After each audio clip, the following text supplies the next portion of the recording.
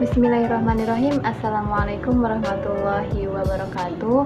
Saya Nurrahmah Khaidah Safitri dari jurusan Ilmu Al-Quran dan Tafsir kelas A semester 4. Di sini saya akan mereview mushaf untuk memenuhi tugas ujian akhir semester mata kuliah kajian Tarikh Al-Quran. Pertama, saya akan menjelaskan tentang latar belakang Al-Quran. Al-Quran ini adalah pemberian dari kakak saya. Kala itu 5 tahun yang lalu saya lulus dari Pondok Pesantren Adzikra Palimanan.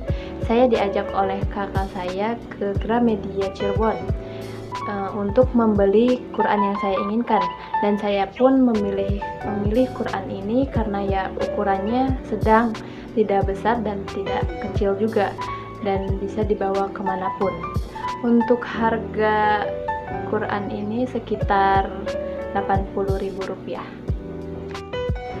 Mushaf ini termasuk ke dalam kategori Bombay karena ditulis dengan khat Utsmani dan mudah difahami.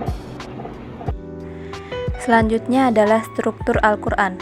Struktur Al-Quran terbagi menjadi 5. Yang pertama manzil, kedua juz, ketiga hizb, keempat makro atau ruku, dan yang kelima perbandingan surat. Manzil. Karena mushaf saya ini tergolong mushaf MSI, maka dari itu terdapat 7 manzil. Manzil pertama terdapat pada surat Al-Fatihah sampai dengan An-Nisa. Manzil kedua terdapat pada surat Al-Maidah sampai dengan At-Taubah. Manzil ketiga terdapat pada surat Yunus sampai dengan An-Nahl. Manzil keempat terdapat pada surat Al-Isra sampai dengan Al-Furqan. Manzil kelima terdapat pada surat Asy-Syu'ara sampai dengan Yasin. Manzil keenam terdapat pada surat As-Saffat sampai dengan Al-Hujurat, dan yang terakhir ketujuh terdapat pada surat Qaf sampai An-Nas. Selanjutnya adalah juz. Sesuai dengan kategori mushaf MSI, jadi pada juz ke-7 itu terdapat pada surat Al-Maidah ayat 83, juz 11 surat At-Taubah ayat 94, juz 14 surat Al-Hijr ayat 2, juz 20 surat An-Naml ayat 60, juz 21 surat Al-Ankabut ayat 45, dan juz 23 surat Yasin ayat 22. Selanjutnya adalah hizib. Dalam mushaf saya ini terdapat hizib. Salah satu contohnya pada surat Al-Baqarah ayat 26. Selanjutnya makro atau ruku. Di dalam Al-Quran terdiri dari 554 ruku. Tanda ruku ditandai dengan huruf ain. Dari ain ke ain itu disebut satu ruku. Selanjutnya adalah perbandingan surat. Dikatakan mushaf MSI karena surat Ar-Ra'd termasuk ke dalam surat Makkiyah, surat Al-Falaq termasuk surat Madaniyah, dan surat An-Nas termasuk surat Madaniyah. Rambu atau simbol.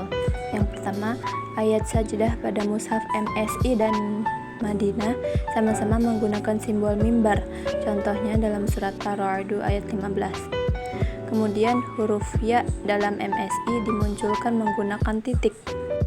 Dan simbol angka 5 pada ayat 7 surat Al-Fatihah ini menunjukkan versi qiraah selain Al-Kufi dan Al-Makki. Kesimpulannya, Quran yang saya miliki ini termasuk ke dalam cetakan MSI atau Mushaf Standar Indonesia karena semua ketentuan dan karakteristik sesuai dengan MSI. Rekomendasi mushaf ini dapat digunakan oleh semua kalangan yang ingin belajar dan membaca Al-Quran, terutama penghafal Al-Quran. Baik, terima kasih. Mungkin cukup sekian yang dapat saya jelaskan.